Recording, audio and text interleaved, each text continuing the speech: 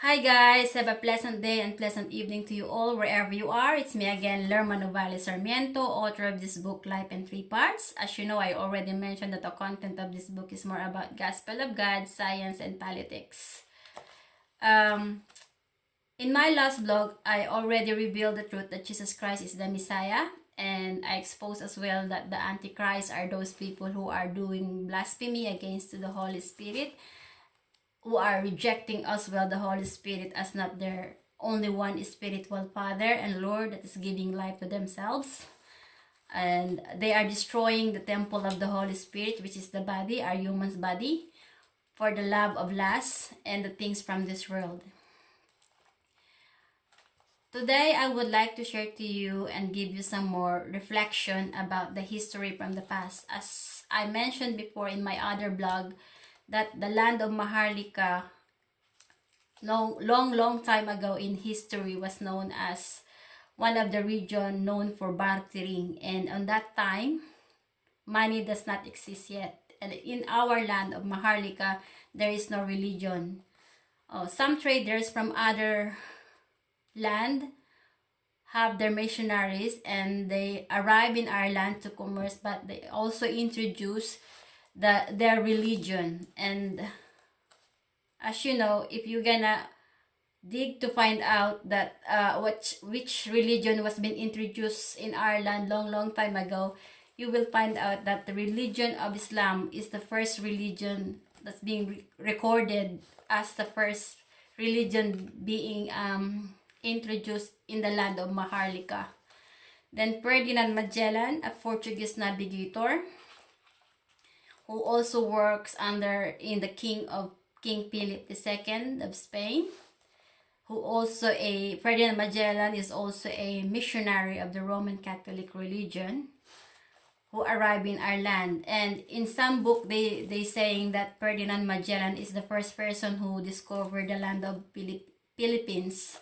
But from the history, you will find out the truth that Philippines on that time does not exist yet, but only the nation of Maharlika. The nation of Maharlika was being stolen and erased by Ferdinand Magellan to be replaced as called Pilipinas under by the name of King Philip II of Spain. That is why since then and from until now, our nation was being known as Philippines. We are become slaves of the name of King Philip II.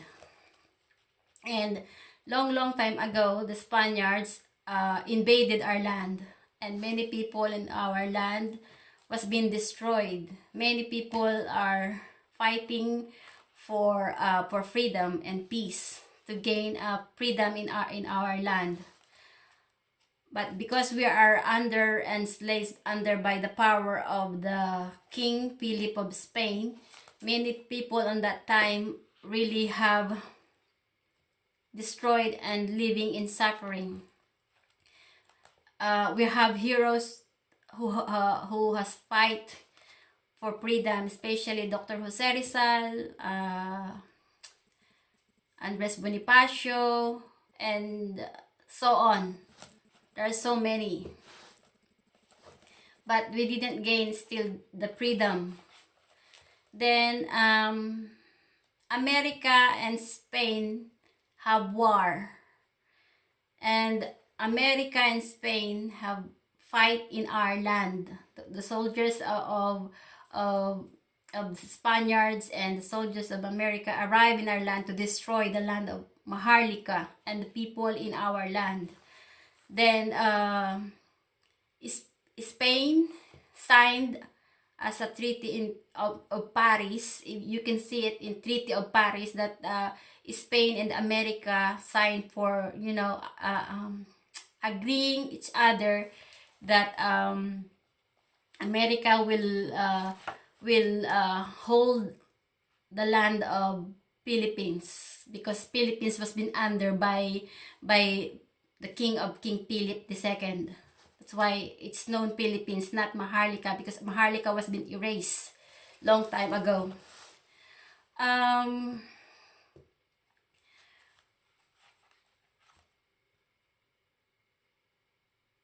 after we become invaded by and colonized by the Spaniards, then afterwards, because Spain sold our land to the Americans. That's why we are also become colonized by the Americans long time ago.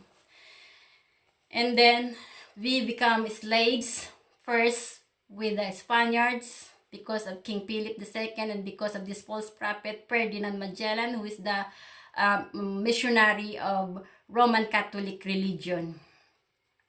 Then we become slave by the Americans for how many years. Then America and Japan have a war as well. So America and Japan have a fight as well in our land of Maharlika, and they destroy many more people, and they wasted many spirits, the souls of our people in our land to be destroyed because of the war. Many people in our land, especially the women and the children, are being molested. Many women at that time was being raped by the Japanese people long time ago.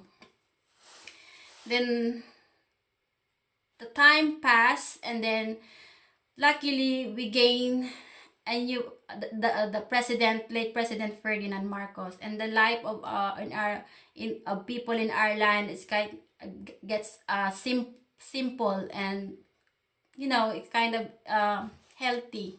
Many people are happy long time ago when late Ferdinand Marcos was become president in our land, because our land was being known as a tiger of Asia because of late President Ferdinand Marcos.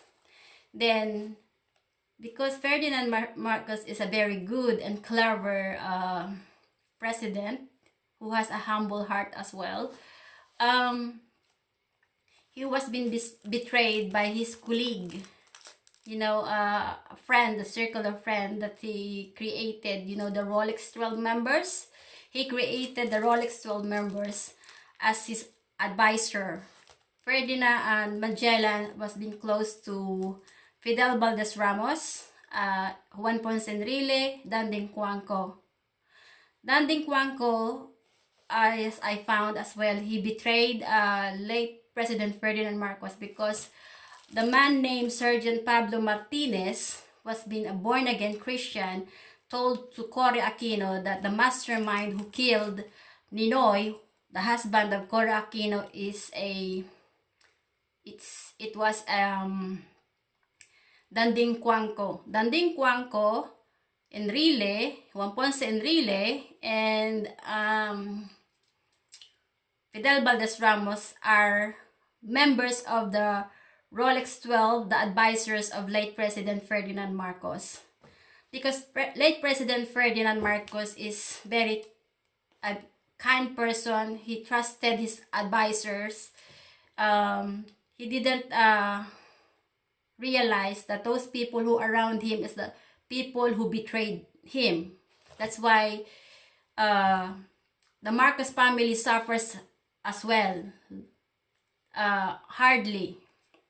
They was sent to the America, in Hawaii. The story of Marcos family. Some people still alive in our country are revealing as well, exposing as well in YouTube. I don't remember the name, but I think it's Rita. That's the lady are telling about the story of the life of the family of Marcoses, who's a friend of the Marcos family. As I dig on the history from the past, I find out that Cory Aquino have a circle of friends from other nation, which is from America. As I find out that the chairman of the Smartmatic, Mark Moloch, was a social media advisor of Cory Aquino. And I heard that even George Soros, the financier of Rappler, I found it that he's a financier of Rappler. Also put the fund to destabilize the administration of late President Ferdinand Marcos. Even now, the administration of Tatay Digong, these people who destroy the reputation of late President Ferdinand Marcos are still around. They are the one who's creating more confusion in our land. And as I find out, George Soros is a global financier and global manipulator. If you're gonna Google or search about Soros, which is the friend as well of Cory, as I heard that Cory Aquino, when she was a president still in Ireland, George Soros is a BIP guest most of the time in Malacanang. As to play like mahjong, because Cory Aquino is a mahjongera. Sugarol. Yun ang sugarol na naging presidente at magnanakaw. Fidel Valdez Ramos also is a circle of friends of him. And even Fidel Valdez Ramos revealed the truth that the founder of the coup d'etat in 1986 revolution was George Soros. As a believer of Jesus Christ and a follower of the Holy Spirit, as a follower of Jesus Christ and a servant of the Holy Spirit, I am called to expose who are the real wicked leaders, who was the leaders of the darkness in this world. As you know, in the Bible, Jesus mentioned as well that you cannot serve two masters. You either love the one and hate the other. You cannot serve both God and money. As you can see, in the notes of the money of America, it's shown that they put their trust in God. Their money is their God. They really reveal the truth that their money in America is their God. That's why money is the roots of evil. As you can see, George Soros have destroyed many government all over the globe. There's so many countries that's been destroyed because of the power of money of George Soros. I mean, George Soros is as well the financier of Rappler. That's why I'm not surprised that this woman, Queen Blythe, Maria Ressa, gained, to be awarded to receive as a Nobel Peace Prize kuno. Nilaro ninyo ng mga pinutukan kayo ng lintik. Kayo na lang, ginagago yung mga tao. So this time, if you're gonna see that I am angry because they are the one. They are the elites of the oligarchs, the Illuminati, and the lizard men of social media.